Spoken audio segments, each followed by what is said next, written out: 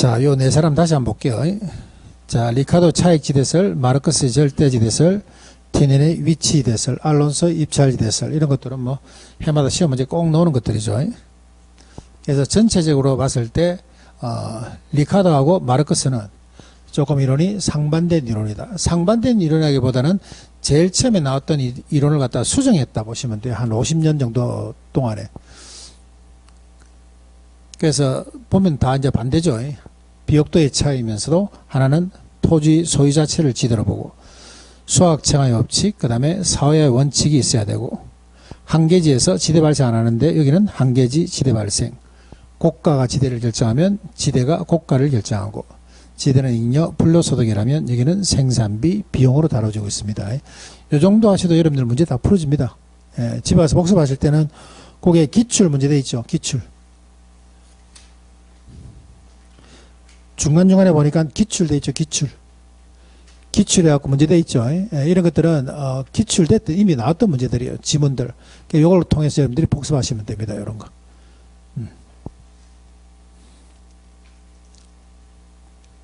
그 다음에 위치지대설 티넨과 알론스는 이론이 똑같은 거더라. 똑같은 거. 똑같은데 어떤 차이가 있냐면은 티넨은 뭐를 다루고 농업을 다루고, 티는 농업을 다루고, 입찰지대는 주상공을 다뤘다 보시면 돼. 이런 똑같은 겁니다. 똑같은 거. 그래서 큰 틀에서 여러분들이 이렇게 잡아놓고 들어오셔야 돼. 막 너무 안에 들어오지 마시고 큰 틀에 잡아놓고, 얘 두 개는 좀 이렇게 상반됐고 얘들은 한 똑같은 거더라 이렇게 하시면 돼요.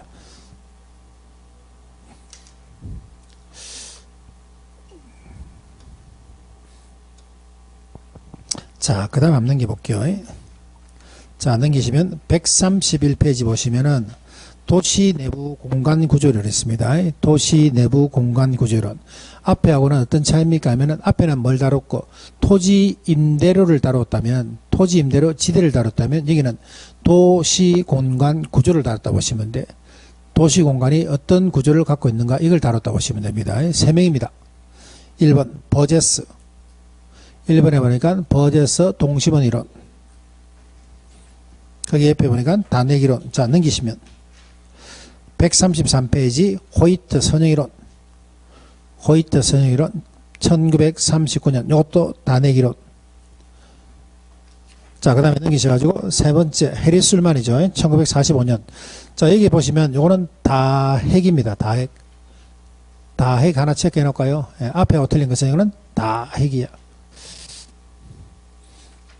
책에는 많이 적어놨지만 우리는 한 2개 정도씩만 구분해도 충분합니다. 시험 칠 때는.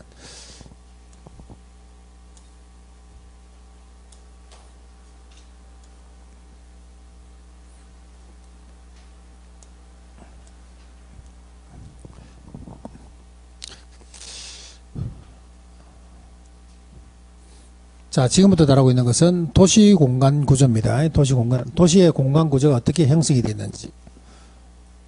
지금까지 다루었던 것은 우리가 좀 경제학을 다뤘다 보시면 돼. 임대료는 뭡니까?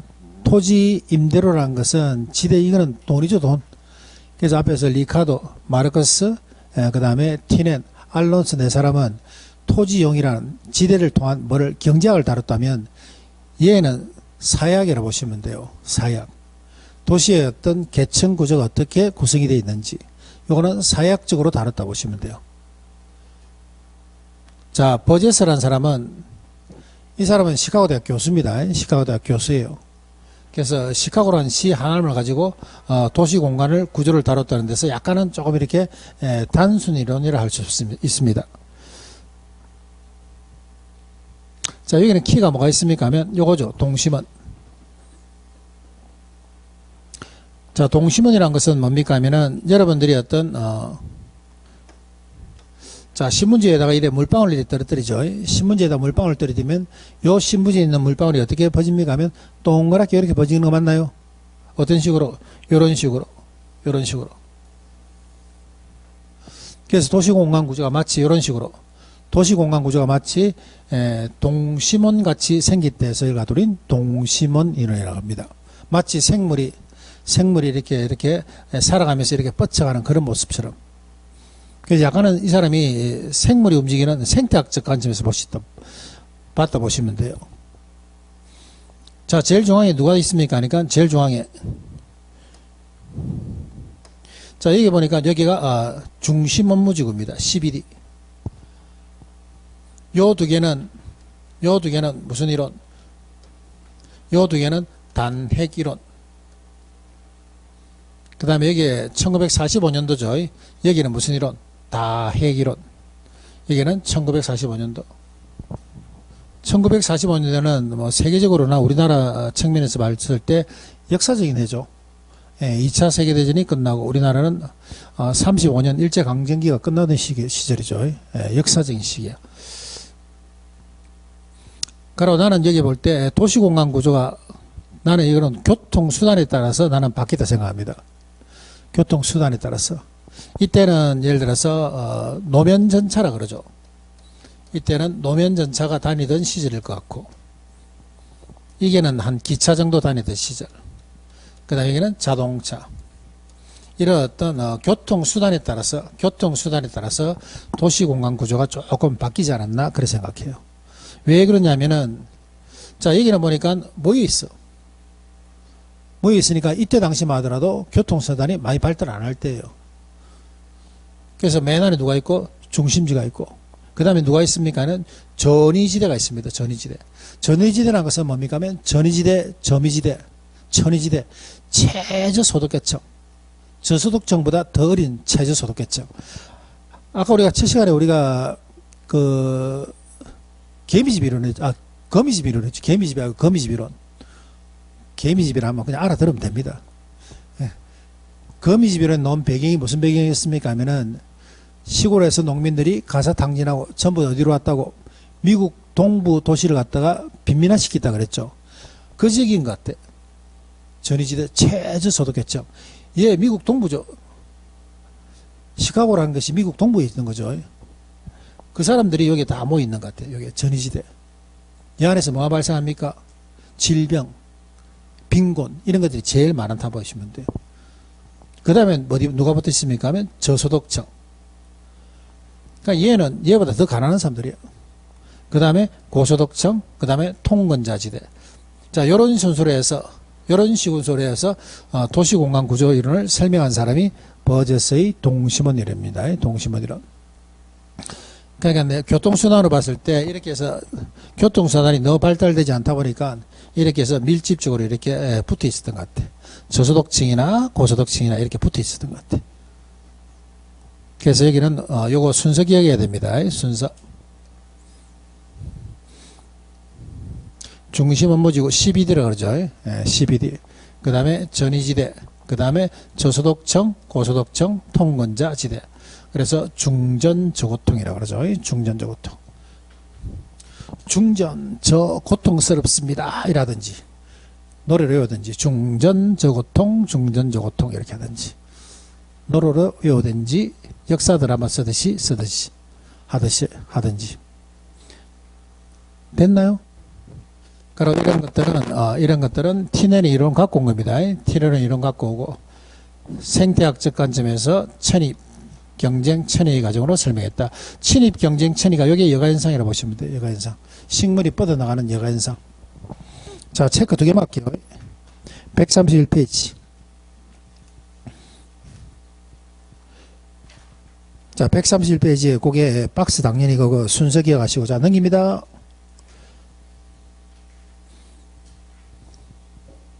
자, 니언과 디귿 체크합니다. 니언과 디귿.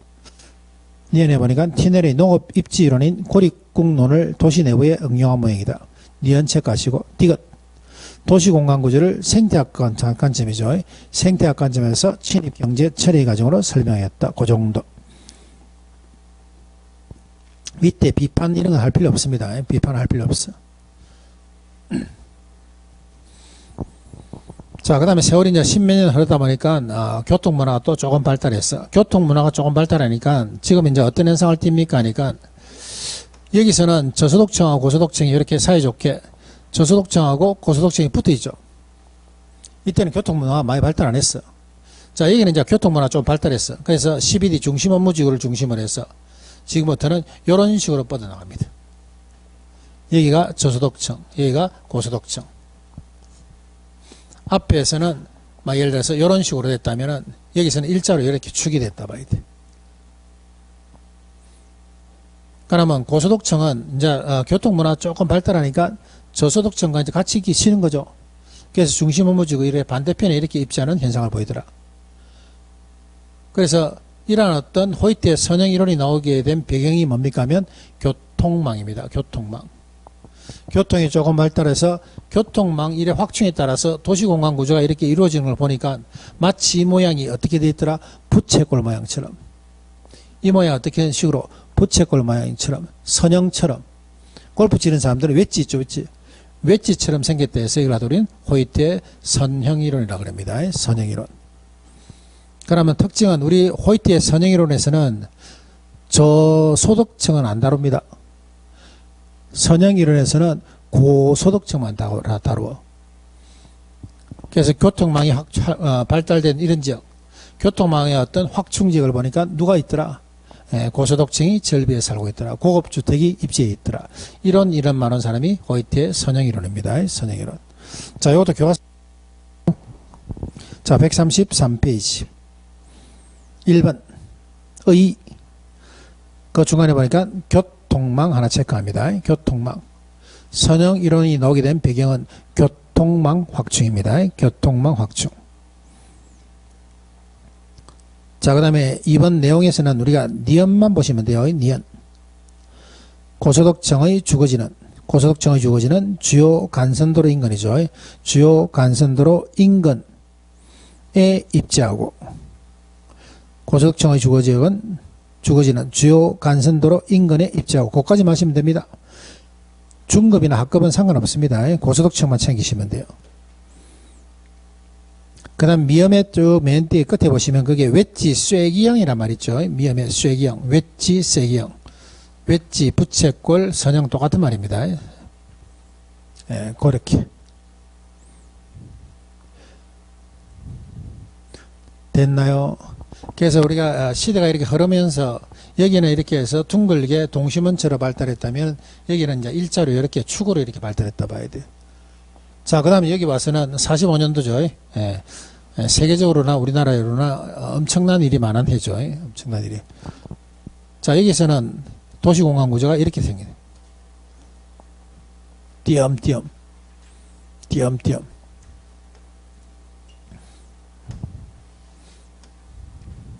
자, 한번 봐볼게요.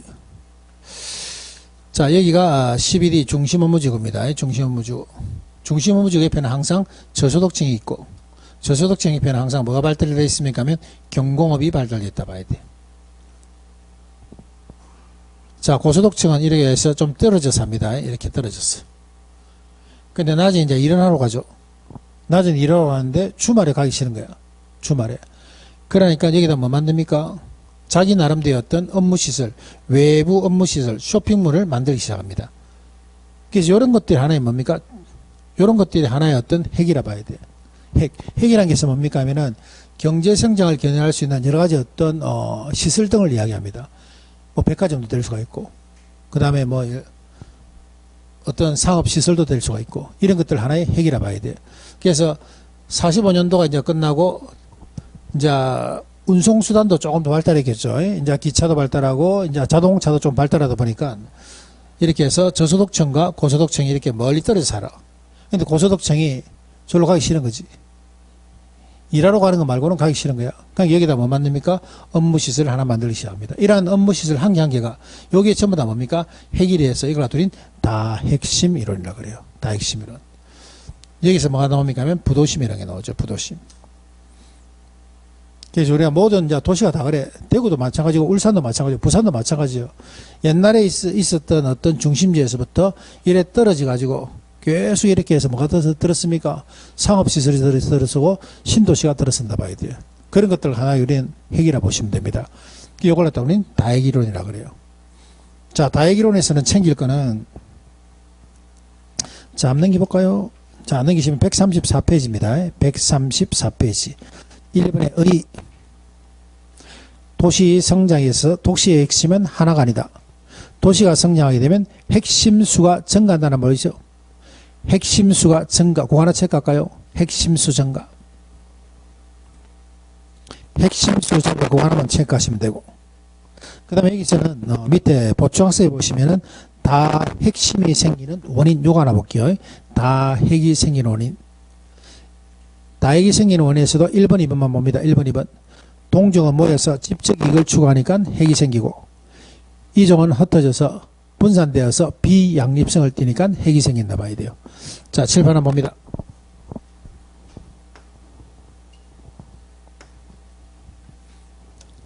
자, 우리가 동종이란 것은 뭡니까 하면, 동종이란 것은 은행, 단지, 그 다음에 관공서 단지, 그 다음에 병원과 약국거리, 이런 걸 해서 동종업종이라고 그래요. 보안관계를 갖고 있는 업종. 옛날에도 마찬가지겠지만 은행은 은행끼리 모이고, 병원 병원끼리 모이고, 그 다음에 관공서는 관공서끼리 모여있다 봐야 돼요. 이것도 마찬가지죠. 저 밑에 가니까 병원 엄청 많대. 내가 보니까 부산보다 더 많은 것 같아, 울산이. 자, 이렇게 해서 동종은 어떻게 모이죠? 자, 여기서 모이다 보니까 여기 뭐 들어와야 됩니까? 우리나라 지금 현재로 하면 쇼핑몰 하나 들어와야 되죠. 상업시설 들어와야 되죠. 그러니까 이런 게 하나에 뭐가 된다고? 핵이 된다고. 이해되세요? 동종은 동종끼리 모이다 보니까 그 옆에 뭐가 들어서 쇼핑몰, 상업시설이 하나 들어선다니까 여기 하나의 핵이다 보시면 돼요. 자, 그럼 이종은 어떻게 할 건데? 이종은 이건 또 분산되어서 또 핵이 생긴다니까. 자, 이종은 대표적인 것이 뭐라 볼까요? 이종은 공장하고 주택. 딱 울산은 딱 바로 그 얘네 보니까. 울산은 딱 바로 얘네. 저기 현대단지에 그 현대중공업이고 자동차 있는데 그게 뭐 들어와 있습니까? 백화점 하나 들어와 있죠. 중공업 자동차 있는데 그거 뭐 들어가 있어요? 현대백화점 하나 들어가 있잖아. 들어가 있죠. 시내 들어와 있죠.